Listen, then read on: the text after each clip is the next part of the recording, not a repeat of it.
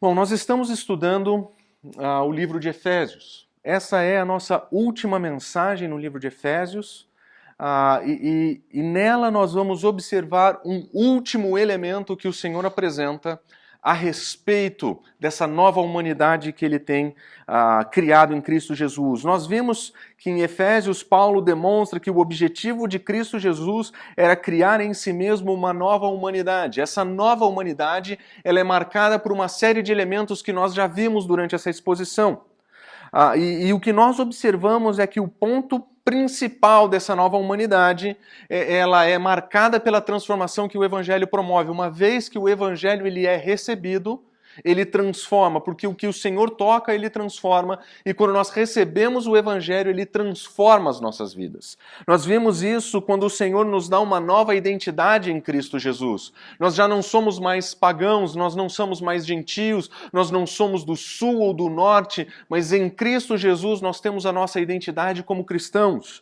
Nós temos uma nova história, já não importa o que passou, tudo se faz novo. Nós temos uma nova família, nós fomos resgatados do império das trevas, mas nós fomos colocados agora na família de Deus e nós pertencemos à família de Deus. Nós vivemos como uma nova comunidade que tem Cristo como centro. Não são mais as nossas ideias, não são mais as nossas preferências, não são as nossas ideologias. Nós temos uma comunidade a que pertencemos e a essa comunidade nós vivemos em unidade. Nós cremos nas mesmas coisas, nós buscamos o mesmo Senhor, nós temos a mesma missão. E isso transforma completamente o modo como nós vivemos nesse mundo.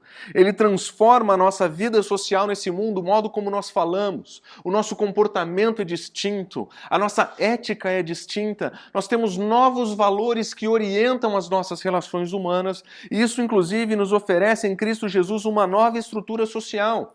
O Evangelho ele transforma as nossas relações. Ele transforma o modo como marido e mulher se relacionam, transforma o modo como pais e filhos se relacionam, transforma o modo como chefes se relacionam com seus funcionários ou os donos de escravos com seus escravos. Ele transforma as nossas relações humanas. Mas não somente isso.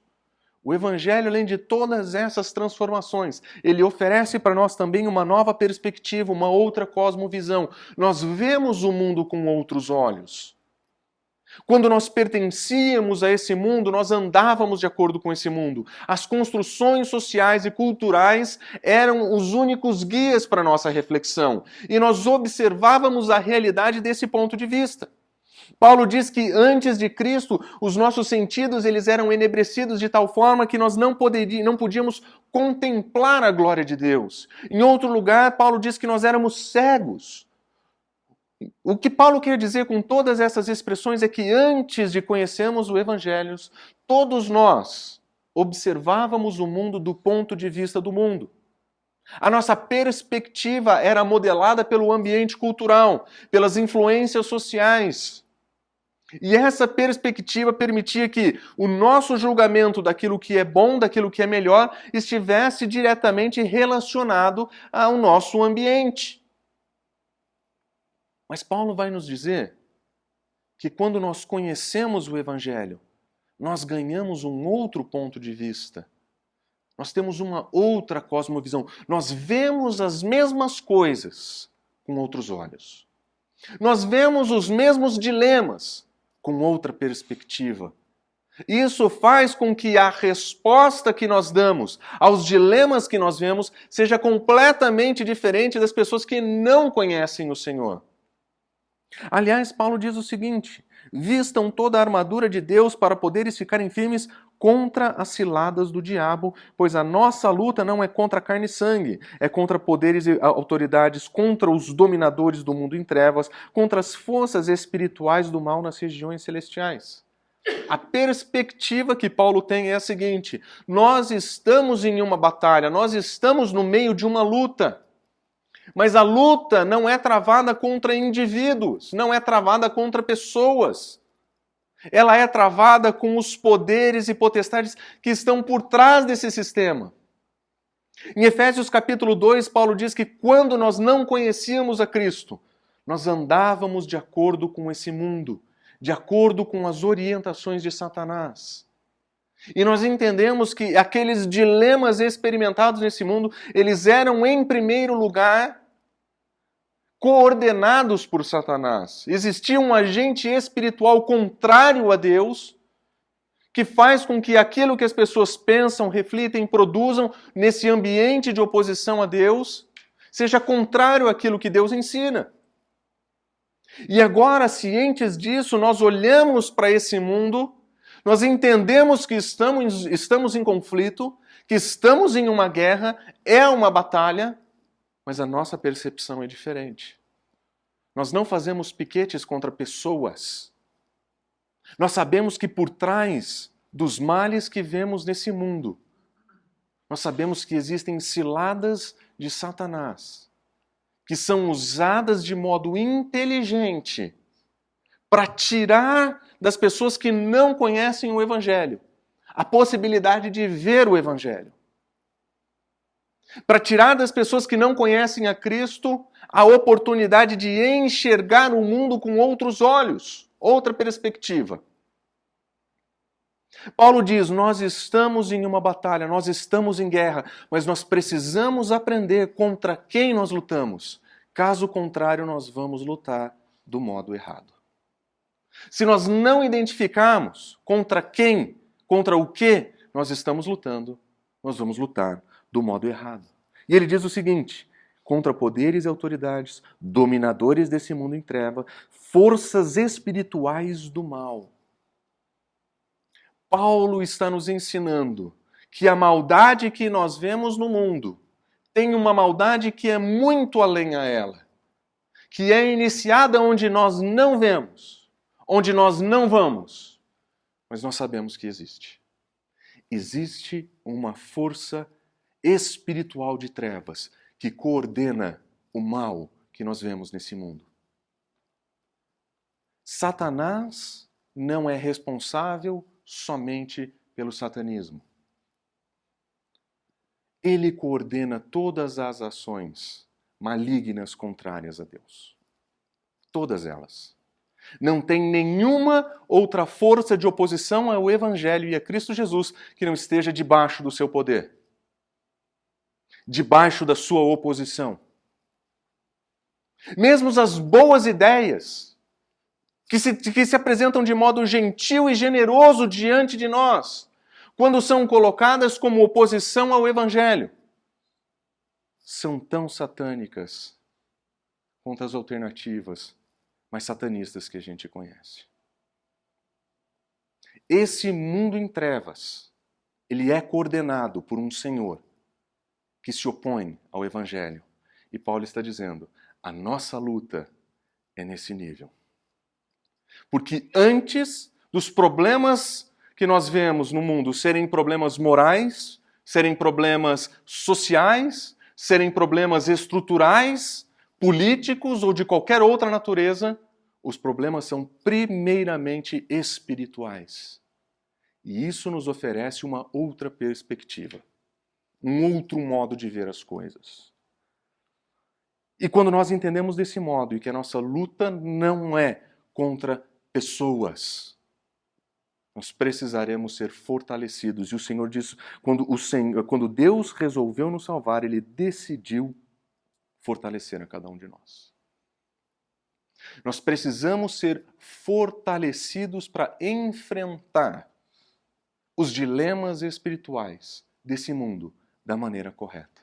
Nós não podemos entrar nesse campo de batalha acreditando que nós temos tudo o que precisamos em termos de condições para fazer o que nós precisamos fazer. Nós precisamos ter um novo entendimento. E se tem algo que o Evangelho nos ensina, é que nós somos fracos e carentes da força do Senhor. Embora todas as sortes de bênçãos espirituais já nos tenham sido dadas, a nossa pecaminosidade continua aqui, as nossas fraquezas continuam aqui. E se nós não estivermos atentos, nós vamos entrar nesse campo de batalha e ao invés de observarmos a nossa luta da perspectiva de Deus, nós seremos influenciados por esse mundo de tal forma que aos poucos nós deixaremos de lutar pela causa do Evangelho para nos juntar àqueles que lutam contra a causa do Evangelho. Por isso, nós precisamos ser fortalecidos. E esse é um novo entendimento que o Senhor nos apresenta, que o Paulo nos apresenta nessa passagem. Ele diz o seguinte, encerrando sua carta: finalmente, fortaleçam-se no Senhor e no seu poder. Não é porque você tem todas as bênçãos espirituais que as coisas já estão prontas. Quando nós chegamos a Cristo Jesus, nós somos como crianças. Nós precisamos de instrução, nós precisamos de proteção, nós precisamos de estrutura, nós precisamos ser fortalecidos. E o alvo de Paulo aqui é o seguinte, é dizer que nós precisamos nos fortalecer no nosso Senhor. Ele tem um forte poder, ou uma força muito forte.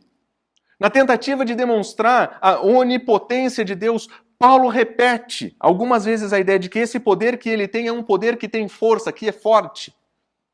E se você volta para a carta, você vai perceber que esse é o poder que Deus usa para ressuscitar Cristo dentre os mortos. Esse é o poder que Deus usa para nos ressuscitar com Cristo dentre os mortos. Esse é o poder que Ele quer oferecer para que hoje a gente viva uma vida que entende a batalha que tem e tem a força necessária para enfrentar a batalha que tem. Esse poder do Senhor ressuscitou a Cristo e nos deu nova vida. É esse o poder que nós precisamos buscar. É ali que nós vamos encontrar forças. É no Senhor que nós seremos fortalecidos.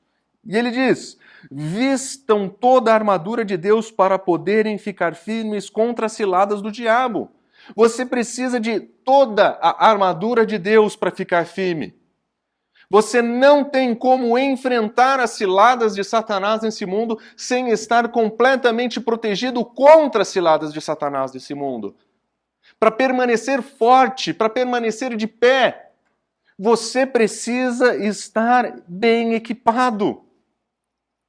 Nós precisamos de toda a armadura, não parte dela, toda ela. Nós precisamos de proteção. E nós encontramos no nosso Senhor tudo o que precisamos nessa armadura. Porque a nossa luta não é contra carne e sangue, mas contra os poderes e autoridades, contra os dominadores deste mundo em trevas, contra as forças espirituais nas regiões celestiais. A nossa luta é espiritual. Não adianta ir para a academia, não adianta Krav Maga. A nossa luta é espiritual. As ideias apresentadas nesse mundo, elas têm uma origem longe do Senhor. Os conceitos que nós estamos absorvendo da nossa sociedade, elas vêm de lugares que não pertencem ao Senhor. E à medida que nós vamos vivendo despreparados, despercebidos, não portando a devida armadura, nós aos poucos estamos alimentando a nossa mente, as nossas perspectivas, de tal forma que aos poucos nós vamos deixando de lutar pelo Evangelho para lutar por aquilo que o Evangelho nos libertou. O Evangelho nos libertou do nosso egoísmo. O Evangelho nos libertou das nossas próprias fragilidades e pecados. Mas à medida que nós estamos nesse campo de batalha, despreparados, e recebemos desse mundo as orientações e perspectivas, quando a nossa cosmovisão começa a ser inundada por aquilo que se ensina nesse mundo, aos poucos nós voltamos para o lugar de onde o Senhor nos tirou. Um mundo que era enebrecido pelo pecado, que não podia ver a glória de Deus. E aos poucos nós vamos nos cedendo espaço para aquilo que nos distancia do nosso Senhor. Nós temos um novo entendimento, nós olhamos para os nossos dilemas com outra perspectiva. Nós sabemos que aquilo que se produz nesse mundo, do melhor e mais bonitinho e generoso, as piores ideias, todas elas têm um mesmo autor. Todas elas. E se nós não estivermos preparados, nós vamos engolir, nós vamos adotar, nós vamos reproduzir aquilo que se apresenta nesse mundo, que é contrário ao Evangelho e ao Senhor. É por isso que nós precisamos de um outro tipo de preparo. o entendimento de que o nosso problema com esse mundo é primeiramente espiritual. Ele nos oferece a oportunidade de entender que precisamos de um outro preparo para enfrentar esse mundo. Nós estamos em guerra. E o preparo que o apóstolo Paulo sugere é uma metáfora chamada armadura de Deus. Comentaristas tentam supor de onde teria saído essa metáfora. O fato de Paulo estar aprisionado, alguns sugerem que talvez diante dele existisse um soldado romano e olhando para as proteções que o soldado romano tinha para a guerra, ele faz analogias. Ele tem um capacete, ele tem uma espada, ele tem uma proteção para os pés, ele tem uma proteção para o seu tórax.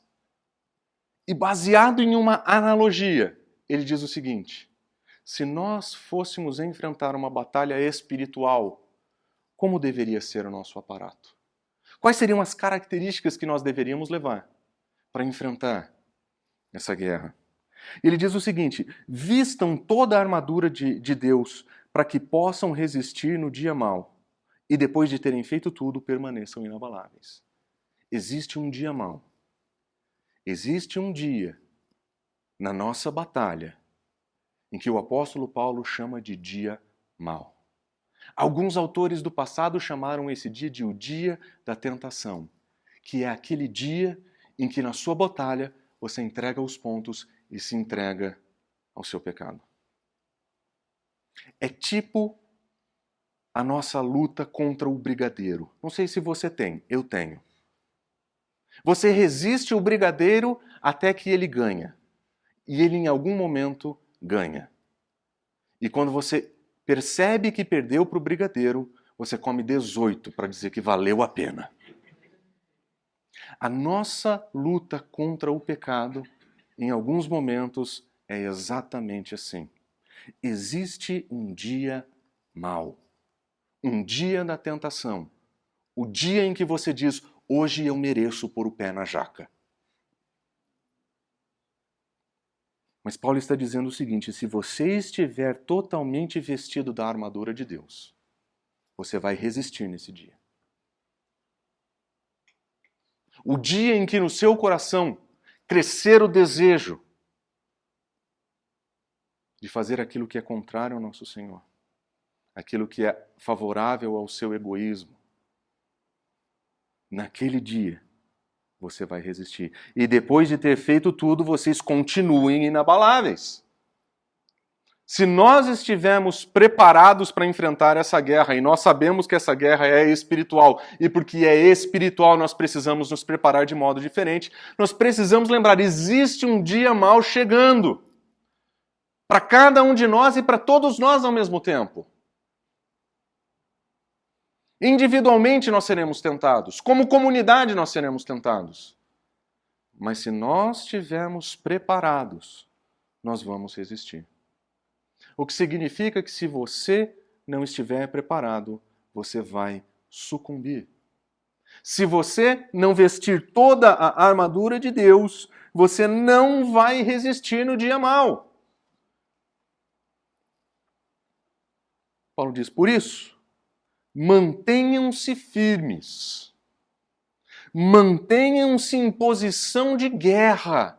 Nós não estamos de brincadeira nesse mundo. O que o Senhor nos ensina nesse texto é que a batalha já está diante de nós. Nós já estamos a enfrentando. E se você acha que, de modo acomodado, você tem condição de enfrentar isso, lembre-se, a pessoa despreparada não vai resistir. E o dia da tentação, o dia mau está chegando. Como que nós podemos nos manter firmes? Na analogia que Paulo propõe, o primeiro passo é a verdade. Ele diz, cingindo-o com um cinto da verdade. Se você pensar na analogia da armadura, o cinto talvez fosse uma das últimas peças. Se ele começasse com um cinto, ele não conseguiria terminar de colocar o que precisa. Mas do modo como Paulo entende, a verdade é o ponto de partida. Em um mundo de mentiras, é a verdade de Deus que nos liberta. Em um mundo que disfarça mentira com boas ideias, disfarça mentira com até bons motivos. É a verdade de Deus que nos liberta. Nós olhamos para esse mundo com uma outra perspectiva. Nós não estamos tentando descobrir a verdade, nós conhecemos a verdade da parte de Deus. Nós não estamos buscando quais as verdades disponíveis nas muitas opções do nosso ambiente cultural são as melhores para a nossa sociedade. Nós sabemos o que a verdade de Deus nos ensina. E é com ela que nós combatemos as mentiras apresentadas nesse mundo. É a partir daquilo que Deus revela em Sua palavra que nós enfrentamos os dilemas desse mundo. O modo como você trabalha e planeja a sua carreira deve ser moldado por essa palavra da verdade. O modo como você pensa na sua família, o modo como você educa os seus filhos, o modo como você se relaciona com outras pessoas, tem que ser pautado pela verdade de Deus. É assim que nós lutamos. É a verdade divina que nos liberta das mentiras que estão sendo apresentadas a todo momento. Nós vemos as mentiras sendo apresentadas para nós o tempo inteiro. As nossas mídias sociais, a nossa televisão, as nossas séries. O tempo inteiro bombardeiam a nossa mente com ideias, conceitos e valores que são diferentes daqueles que o Senhor apresenta. Como é que eu reajo a isso? Como é que eu entro nesse campo de batalha? Eu tenho que ter a minha mente encharcada pela verdade de Deus. Caso contrário, aos poucos eu vou absorvendo a ideia, a cultura, e quando menos eu percebo, eu já estou lutando por aquilo que é contrário ao Evangelho, do qual o Senhor já havia me libertado. A verdade de Deus é o ponto de partida. E ele diz, vestindo a couraça da justiça. E ele diz ainda, não é somente o saber a verdade, o conhecer a verdade, mas é agir de um modo coerente a essa verdade. E é isso que nós chamamos de justiça.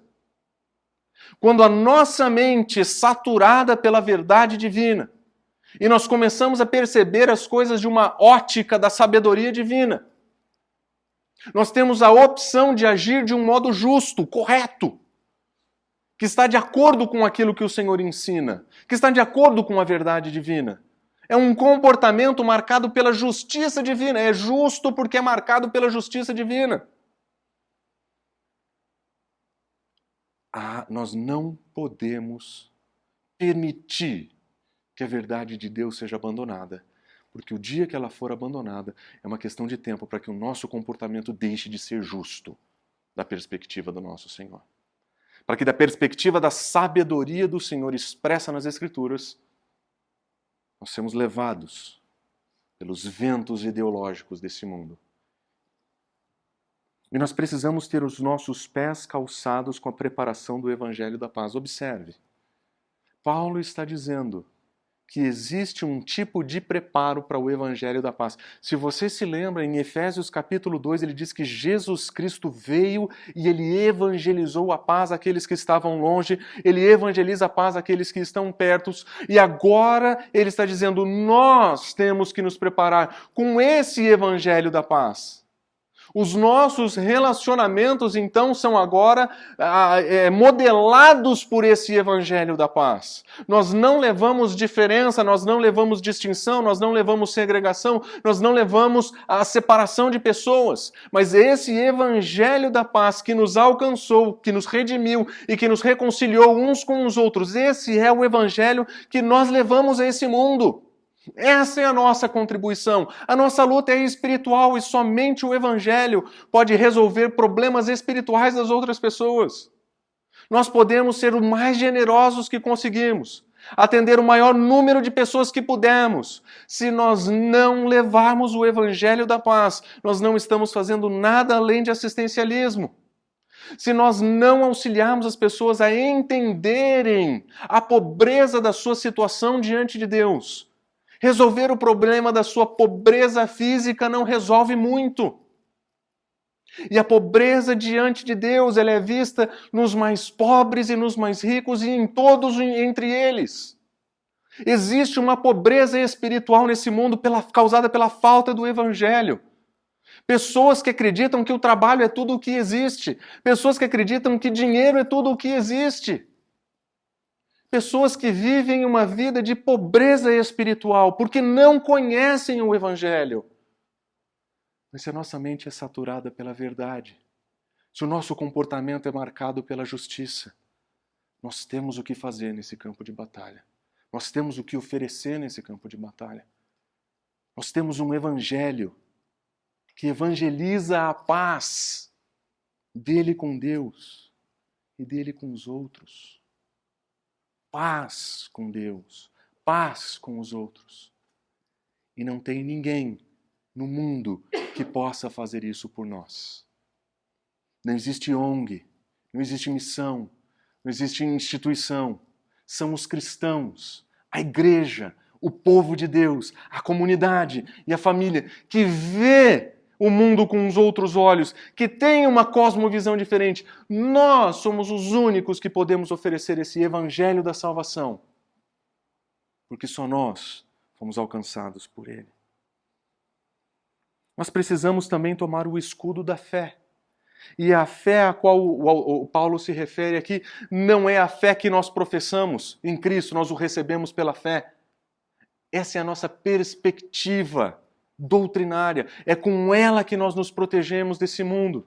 É através do ensino dos apóstolos, daquilo que está escrito nas Escrituras, que nós nos protegemos contra os ataques desse mundo. Se nós não conhecemos o texto que está diante de nós, se nós não conhecemos aquilo que nós acreditamos, como é que nós vamos enfrentar essa luta? Onde é que nós vamos traçar a linha entre isso é certo e aquilo é errado? Nós precisamos conhecer a palavra de Deus. Nós precisamos conhecer o que ela nos ensina. Nós precisamos entender o que foi que os apóstolos nos deixaram. O que é essa verdade? Porque ela vai nos proteger no dia mau. É através dessa perspectiva daquilo que o Senhor ensina na Escritura que nós temos condições de enfrentar essa batalha e nos proteger. É com ele que vocês poderão apagar todas as setas inflamadas do maligno, todas. Não se engane, você está sendo atacado o tempo inteiro. Mas nós precisamos de uma mente saturada pela verdade, comportamentos saturados pela justiça. Nós precisamos de uma presença influente nesse mundo com o Evangelho. Mas a gente precisa lembrar, existe um momento de se proteger. E é aqui que o conhecimento de Deus faz toda a diferença. E é aqui que o conhecimento das Escrituras faz toda a diferença.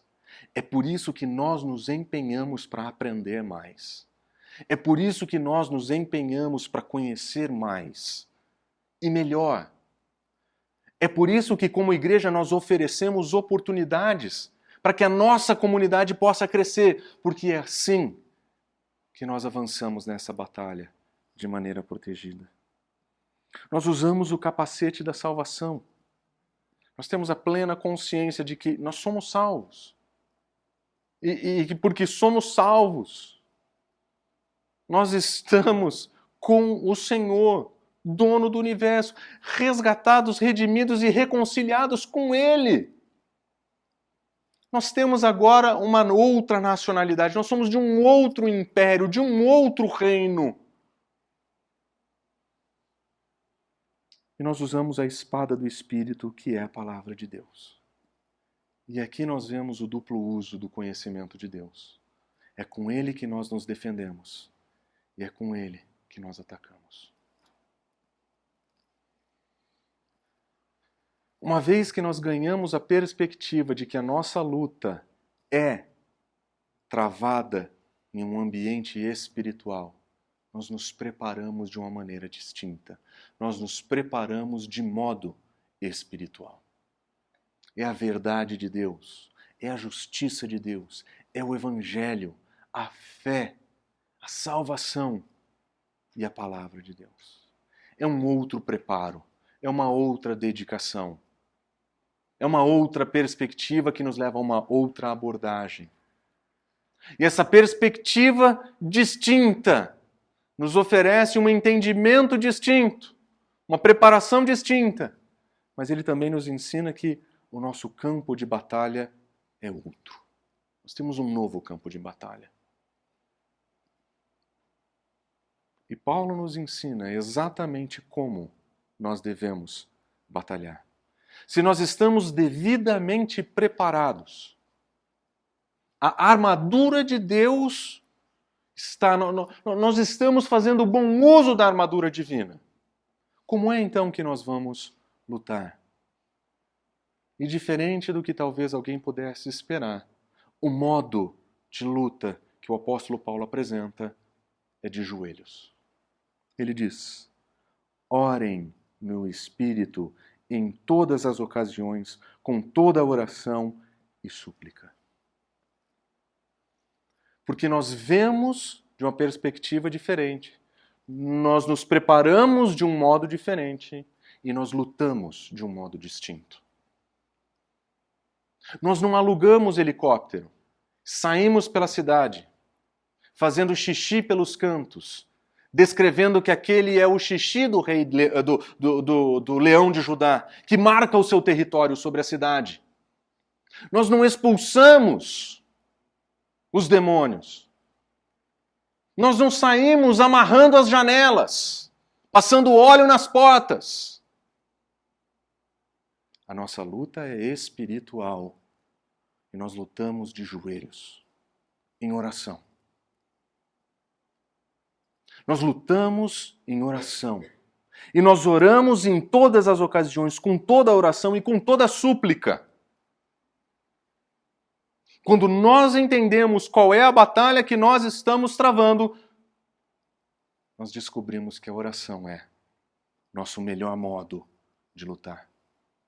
E ele diz: tenham isso em mente, estejam atentos e perseverem na oração por todos os santos. Todos os santos. Nós batalhamos em oração. E por quem nós oramos? Nós oramos uns pelos outros. Nós oramos uns pelos outros. Eu sei que você vai ser tentado. Eu sei que o dia mau está chegando. Eu oro por vocês. Vocês sabem que o dia mau está chegando e vai bater na minha porta. E vocês oram por mim. É assim que nós lutamos. É assim que o corpo funciona. Nós oramos uns pelos outros. Não existem heróis da batalha. Somente um lutou e venceu, e foi o nosso Senhor. Nós somos fracos, carentes. Nós precisamos uns dos outros. E eu oro para que o Senhor proteja o seu coração e a sua mente das mentiras que Satanás tem apresentado, das ciladas que ele tem colocado diante de vocês. E eu oro para que o Senhor guarde vocês no dia da tentação. Guardem vocês no dia em que o mal bater na sua porta. Que ele não permita que as mentiras desse mundo ganhem espaço na sua mente e coração. Mas que vocês possam ser encharcados pela verdade de Deus. Que suas atitudes possam ser marcadas pela justiça. Que vocês sejam propagadores do Evangelho, prontos para se defender com a verdade e pronto para atacar com ela também. Nós oramos atentos, perseveramos na oração por todos. E é exatamente por esses motivos que vocês têm que orar por mim. Continuo tão fraco quanto sempre fui, tão propenso ao mal como sempre fui. Continuo carente da graça de Deus como sou. Preciso também ser protegido, preciso das suas orações. Nós oramos uns pelos outros. Nós seguimos o nosso Senhor, juntos, orando uns pelos outros.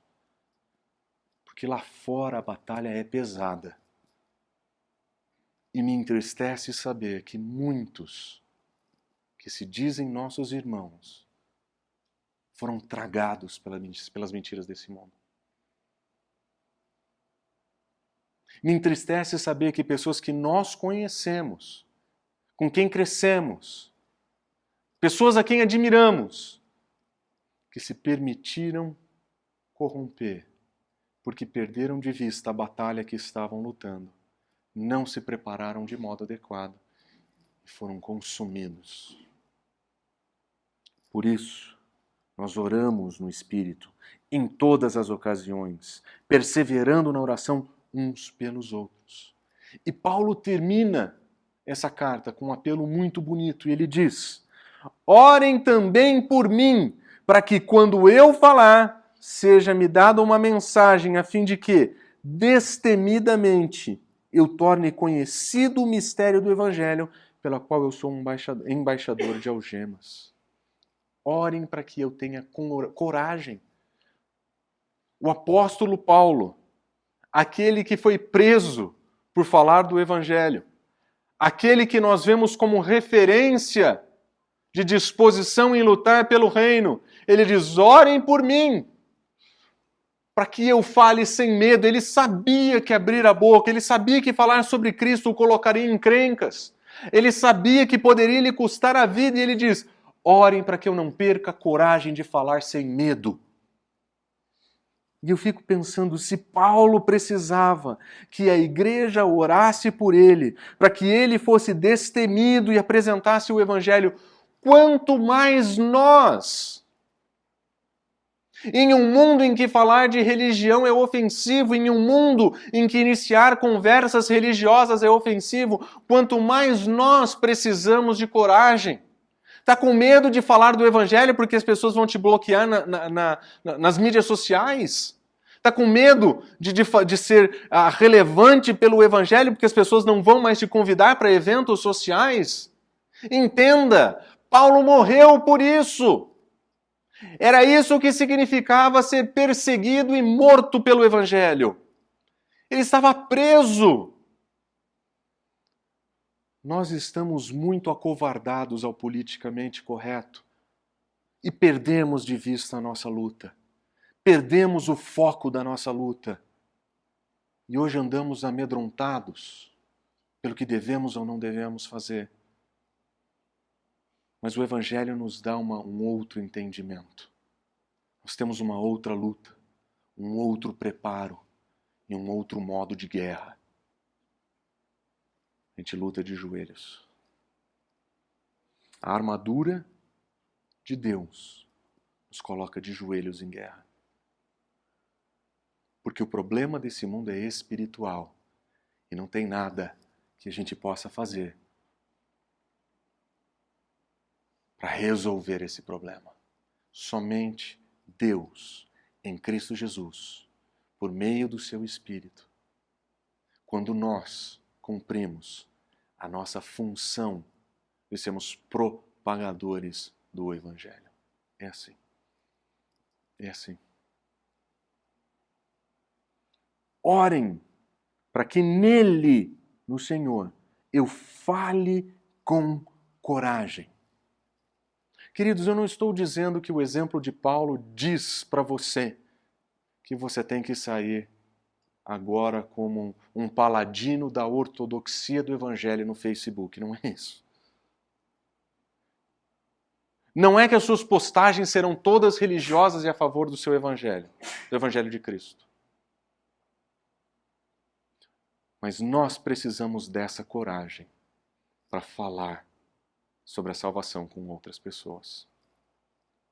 Nós precisamos de coragem para proclamar esse Evangelho que transformou a nossa identidade, que transformou a nossa história, que nos deu uma nova família, que nos ensina a nos comportarmos de uma maneira distinta, que esse Evangelho possa ser também conhecido por outras pessoas, para que outras pessoas também possam ser resgatadas do império das trevas onde elas estão, para que outras pessoas possam se regozijar conosco em Cristo Jesus. Nós precisamos dessa coragem. Não permitir que o politicamente correto roube de nós a oportunidade de sermos sal e luz nesse mundo, de entendermos a nossa batalha e lutarmos de acordo com aquilo que o Senhor nos ensina. Por isso, nós nos colocamos de joelhos. A nossa guerra é outra. A nossa luta é outra. E nós sabemos que no Senhor, esse nosso empenho, essa nossa dedicação, ela não será em vão.